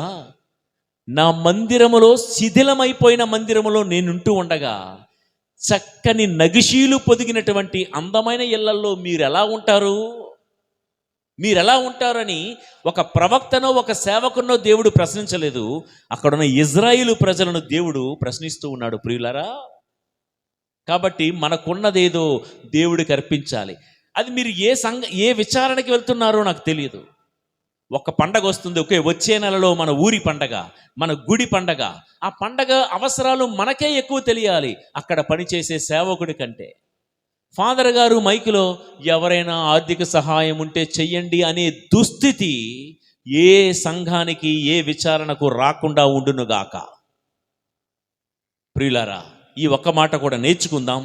అదేవిధంగా ఫైనల్గా నేనేం చెప్తూ వచ్చానంటే, there need to be always a battle between the staff of God and the staff of this world. ఈ మంత్రదండానికి, దైవదండానికి మధ్య జరిగే పోరు మనం విన్నాం కదా. మన చుట్టూ 100 పాములు రకరకాలుగా నాట్యమాడుతాయి, రకరకాలుగా మనల్ని పురుకొల్పుతాయి. 100 పాములు స్టోరీ వేరు, నీ ఒక్కడి స్టోరీ వేరు. వింటున్నారా ఈ మాట? మన చుట్టూ 100 మంది 1000 మంది ఉండినను, 91వ కీర్తన ఉంది కదా, నీ చుట్టూ 1000 మంది పడినను, నీ చుట్టూ 1000 మంది కుప్ప కూలినను, నీకు ఏ అపాయము రాదు. ఎప్పుడు? మహోన్నతుని చాటున మరుగున నీవు వసిస్తే, మహోన్నతుని చాటున నీవు సమర్పించుకుంటే, నీ చుట్టూ 1000 మంది 1,00,000 మంది పడినా, ప్రియులకు దేవుని బిడ్డలారా, మిగతా పాముల్లాగా ఉండడానికి కాదు. అసలు నువ్వు పుట్టిందే ఆ పాముల భరతం పట్టడానికి, ఆ పాములను అంతమొందించడానికి. కాబట్టి ఎందుకు పుట్టామో, మన జీవితం ఏంటో, మన గమ్యం ఏంటో, మన లక్ష్యం ఏంటో తెలుసుకుంటూ ఈనాటి అంశం దేవుని చేతిలో ఉంటే ఏమవుతుంది? సాదా సీదా మనుషులమైన మనం మహాద్భుత కార్యాలు చేయువారమై అవుతాం. పేతురు గారు రాసిన మొదటి లేఖ 2వ అధ్యాయము 9వ వచనము మనందరికీ తెలిసిన మాట. నీవు రాజరికపు గురుకులము, దేవుని సొంత ప్రజలు, తర్వాత దేవుని అద్భుత కార్యాలు ప్రకటింప ఏర్పాటు చేయబడిన వాళ్ళం మనం. కాబట్టి మనం ఎందుకు బతుకుతున్నామో ఆ ఉద్దేశ్యం ఏంటో మనం తెలుసుకుంటూ, లోకపు చేతిలోను సైతాను చేతిలోను బ్రతకకుండా, బ్రతుకు దినములన్నీ దేవా నీ చేతిలో నేను, నా కుటుంబం, నా శ్రీసభ, నా బిడ్డలు జీవించే కృప దయచేయమని భగవంతుని వేడుకుందాం. దేవాది దేవుడు మనందరిని దీవించి కాపాడునుగాక. ఆమేన్. ప్రభువు మీతో ఉందురుగాక, మీ ఆత్మతో నుండునుగాక. సర్వాధికారి అయిన ప్రభువు పిత, పుత్ర, పవిత్రాత్మ దేవుని దీవెనలు సర్వవేళలందును మీకు తోడై ఉండి మిమ్ము నడిపించి బలపరిచి కాపాడునుగాక. ఆమేన్. ఆమేన్.